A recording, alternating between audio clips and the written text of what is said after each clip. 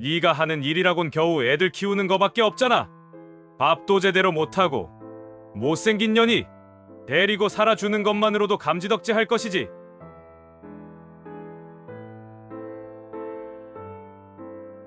안녕하세요. 희노애락 이야기꾼입니다. 오늘은 경상북도 영주시에 계시는 박만수님의 사연을 나누어 보고자 합니다.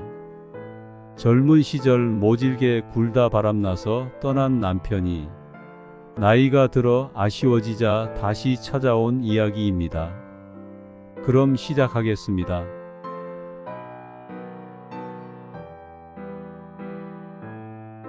나는 평생을 남편의 폭언과 폭력 속에서 살았어요. 결혼 초부터 남편은 나를 무시하며 작은 일에도 쉽게 화를 냈고 술만 마시면 손찌검을 하곤 했어요. 남편은 가장으로서의 책임은커녕 오히려 우리 가족을 괴롭히는 존재였어요. 돈을 벌어오기는커녕 내가 아끼고 모아둔 돈을 술값과 도박에 탕진했어요. 생활비를 제대로 주지도 않았고 아이들이 필요한 것들을 요구할 때마다 화를 내며 소리를 질렀어요. 한 번은 남편이 술에 취해 집에 들어온 날이었어요. 그날은 아이들이 모두 잠든 깊은 밤이었는데 남편이 대뜸 문을 박차고 들어왔어요. 비틀거리는 그를 보고 나는 두려움이 엄습했어요. 왜 아직도 집안 꼴이 이 모양이야? 남편은 큰 소리로 소리쳤어요. 아이들이 깰까봐 나는 조용히 말했어요. 아이들 자니까 조용히 해요. 제가 지금 정리할게요. 그러나 남편은 내 말을 듣지 않았어요. 그 순간 그는 손에 들고 있던 술병을 벽에 던지며 소리쳤어요. 너 같은 여자가 내 인생을 망쳤어. 이딴 집구석에서 뭐 하나 제대로 하는 게 없어. 술병이 깨지면서 유리 조각이 사방으로 튀었고 나는 본능적으로 얼굴을 가리고 몸을 움츠렸어요.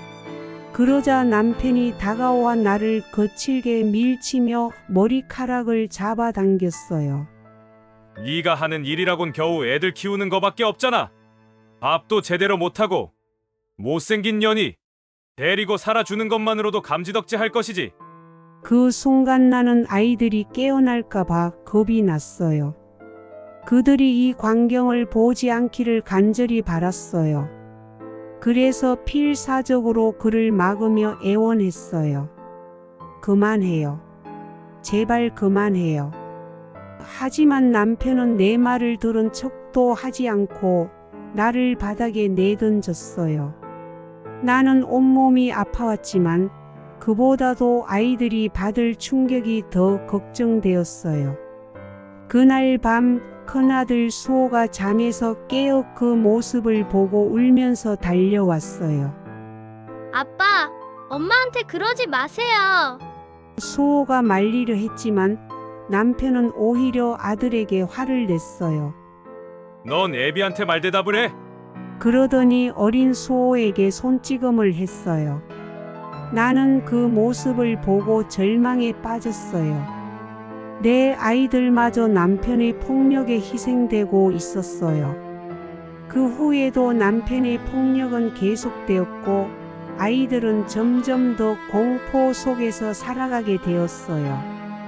딸 수민이는 남편의 폭언과 폭력에 시달리며 불안에 떨었고 그럴 때마다 나는 딸을 안고 눈물을 흘릴 수밖에 없었어요. 나는 이 지옥 같은 상황에서 아이들을 어떻게든 지켜야겠다고 다짐했어요. 남편의 폭력과 무시가 반복되던 중 남편이 집에 들어오는 시간이 점점 늦어졌고 들어와도 예전보다 더 냉랭하게 굴기 시작했어요. 나는 남편의 변화에 왠지 모를 불안감을 느꼈지만 그가 예전보다 더 심한 폭력이나 폭언을 하지는 않았기에 잠잠해진 상황에 오히려 안도하기도 했어요. 그러던 어느 날 남편의 행동이 더욱 의심스러워졌어요. 그는 갑자기 외출이 잦아졌고 주말에도 집을 비우기 일쑤였어요. 평소와는 다르게 옷차림에 신경을 쓰고 집을 나설 때마다 향수를 뿌리곤 했어요. 나는 무언가 이상하다고 느꼈지만 사실을 직면하는 게 두려워 모른 척했어요. 아무리 말을 함부로 하거나 폭력을 휘두르는 남편이라 할지라도 그래도 남편은 남편. 바람이 났다는 생각까지는 하기가 싫었던 거죠. 그러나 어느 날 동네 사람들로부터 남편이 다른 여자와 다닌다는 소문이 들리기 시작했어요. 내 마음은 무너져 내렸지만 나는 그 소문을 믿고 싶지 않았어요. 하지만 그날 밤 남편이 집에 들어오지 않고 전화를 받지 않자 나는 더 이상 참을 수 없었어요. 다음 날 나는 남편을 몰래 따라가 보기로 결심했어요. 남편은 집에서 나와 시내 중심가로 향했어요. 내가 뒤따라간 곳은 낯선 여자가 운영하는 작은 술집이었어요. 그곳에서 남편은 그 여자와 웃으며 대화를 나누고 있었어요. 둘의 사이가 단순한 손님과 가게 주인의 관계가 아님을 한눈에 알 수 있었어요. 남편은 그 여자와 손을 맞잡고 가끔은 허리를 감싸안기도 했어요. 남편보다 10살 정도 어려 보이는 그 술집 주인 여자는 고운 얼굴에 매력적인 미소를 가진 여자였어요. 그녀는 남편에게 다정하게 대하며 마치 그가 자신의 전부인 것처럼 행동했어요. 남편은 그녀에게 빠져 있었고 나는 그 사실이 너무나도 충격적이었어요. 내가 그날 본 것은 내가 그동안 가장 두려워했던 일이었죠. 그들의 관계는 단순한 바람이 아니라 남편의 새로운 삶이 되어버린 것 같았어요. 그 후로 남편은 더욱 대놓고 집을 비우기 시작했어요. 집에 있을 때조차도 술집 주인 여자와 전화로 달콤한 말을 주고받으며 웃음을 터뜨리곤 했어요. 나는 그 모습을 보면서도 아이들 때문에 아무 말도 할 수 없었어요. 결국 어느 날 남편은 아예 집을 떠나 술집 주인 여자의 집으로 갔어요. 그는 나와 아이들에게 아무런 말도 남기지 않았어요. 단지 테이블 위에 한 장의 쪽지와 얼마 남지 않은 생활비만 덩그러니 놓고 갔을 뿐이었어요. 쪽지에는 이렇게 적혀 있었어요. 나도 이제 내 인생을 살고 싶다. 너와 애들 없이. 그것은 그가 우리를 완전히 버리겠다는 말과 다름없었어요. 나는 그 쪽지를 손에 쥐고 한참 동안 멍하니 서 있었어요. 그날 이후 나는 남편을 찾지 않았어요. 오히려 그가 떠나주어 다행이라는 생각도 들었어요. 남편이 떠난 후 나는 혼자서 두 아이를 키워야 했어요. 처음에는 너무나 막막했지만 그래도 아이들을 위해서는 견뎌야 했어요. 나는 동네의 작은 가게에서 일하면서 겨우겨우 생활비를 마련했어요. 가게 일만으로는 부족해서 새벽에는 신문 배달을 하고 밤에는 음식점에서 설거지하는 일을 했어요. 주말에는 시장에서 채소를 팔거나 남의 집 청소 일을 하며 돈을 모았어요. 나는 피곤해 지쳐 쓰러질 것 같을 때도 있었지만 아이들을 위해서는 그럴 수 없었어요. 아이들은 나의 유일한 희망이었고 나의 모든 이유였어요. 아이들이 자라면서 학교에 잘 다니고 좋은 성적을 받을 때마다 나는 내 모든 노력이 보답받는 것 같아 가슴이 뿌듯했어요. 아들 수호는 공부를 잘해서 결국 서울의 명문 대학에 입학했고 좋은 대기업에 들어갔어요. 아들이 따스한 목소리로 엄마 이제 제가 호강시켜 드릴 테니 편히 지내세요. 라고 말하던 목소리를 들을 때 저는 울컥했어요. 딸 수민이는 음악에 재능이 있었어요. 딸은 열심히 피아노를 연습하여 음악 대학에 입학했고 졸업 후에는 음악 교사가 되었어요. 딸은 결혼을 해서 자신만의 가정을 꾸리고 자주 나를 찾아와 함께 시간을 보내곤 했어요. 내 자식들은 모두 나의 기대 이상으로 성장했어요. 아이들을 키우고 나니 내 몸은 이미 늙고 지쳐 있었지만 마음만은 든든했어요.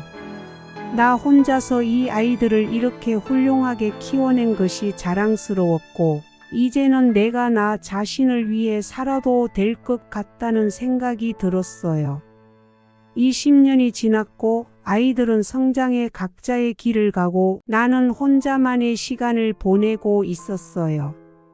그러던 어느 날 갑자기 남편이 다시 나타났어요. 그의 모습은 너무나도 초라해 보였어요. 병색이 짙고 걸음도 불안정한 그를 보고 순간 놀랐지만 이내 마음을 다잡았어요. 나 이제 갈 곳이 없어. 몸도 아프고 네가 좀 도와줘야겠어. 그의 뻔뻔한 말에 나는 말문이 막혔어요. 그가 떠난 후 나는 모든 고통을 홀로 견뎠는데 이제 와서 다시 내게 돌아와 도움을 청하다니요. 알고 보니 그동안 남편은 그 술집 주인 여자와도 오래 가지 못했어요. 몇 년간은 관계가 지속되었지만 그 여자도 남편의 폭력성과 무책임함을 견디지 못하고 그를 떠났어요. 그 후로 남편은 여기저기 떠돌며 여러 여자에게 의지했지만 병이 들면서 모두가 그를 버렸다고 해요. 이제는 누구도 그를 받아주지 않았고 갈 곳이 없어 나에게 돌아온 거였죠. 나는 남편의 말을 듣고 아무런 동정심이 들지 않았어요. 오히려 분노가 끌어올랐어요.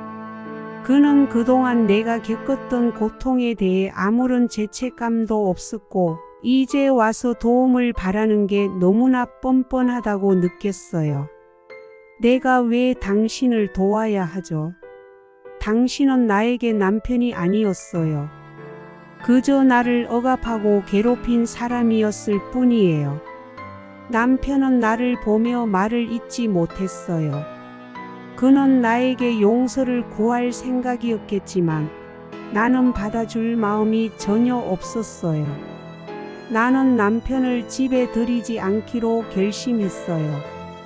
그가 겪고 있는 고통은 그가 저질러 온 삶의 결과일 뿐이었어요. 나는 그에게 단호하게 말했어요. 당신이 필요할 때 나는 언제나 혼자였어요. 당신 없이도 나는 충분히 살아왔고 앞으로도 그럴 거예요. 당신이 돌아온다고 해서 내가 당신을 받아줄 이유는 없어요. 남편은 처음에는 말을 잇지 못했지만 이내 불쾌한 표정을 짓더니 퉁명스럽게 말했어요. 그래도 내가 내 남편이었잖아. 너한테는 책임이 있어. 나는 차갑게 대답했어요. 그 책임은 당신이 버린 순간 끝났어요. 이젠 당신이 나에게 더 이상 요구할 권리가 없어요. 그는 더 이상 할 말을 찾지 못하고 고개를 숙인 채 떠났어요. 나는 그가 다시는 돌아오지 않기를 바랐어요. 그러나 남편은 그렇게 쉽게 물러나지 않았어요. 며칠 후 그는 다시 찾아와 문을 두드렸어요. 이제 어디 가서 죽으란 말이냐? 그가 외쳤지만 나는 문을 열지 않았어요. 당신이 내게 준 고통을 생각해 보세요. 난 더 이상 당신에게 줄 것이 없어요. 그는 여러 차례 집 앞에 찾아와 문을 두드렸고 집 앞에 앉아 나를 기다리기도 했어요. 그의 상태는 점점 더 악화되어 보였지만 나는 그를 받아들일 수 없었어요. 남편은 결국 나를 괴롭히기 위해 아이들에게 연락하기 시작했어요. 남편은 아들에게 전화를 걸어 자신이 얼마나 어려운 상황에 처했는지 이야기했어요. 네 엄마가 나를 받아주지 않아. 내가 이제 갈 곳이 없어. 아들은 그 전화를 받고 나를 찾아왔어요. 엄마, 아버지가 너무 어렵다던데. 어떻게 해야 할까요? 나는 조용히 대답했어요. 아들아, 네 아버지가 너희에게 해준 게 뭐가 있니? 그 사람이 떠난 후에 우리가 어떻게 살았는지 그 고통을 너도 알잖아. 아들은 잠시 생각에 잠겼다가 고개를 끄덕였어요. 엄마 말이 맞아요. 저는 그 사람에게 어떤 도움도 주지 않을 거예요. 딸 역시 아버지에게서 연락을 받았어요. 내가 딸로서 날 도와줘야 하는 거 아니냐? 그는 수민이에게 강압적으로 말했지만 수민이는 단호하게 거절했어요. 아버지, 어머니가 그동안 얼마나 고생했는지 아시나요? 저는 어머니 편이에요.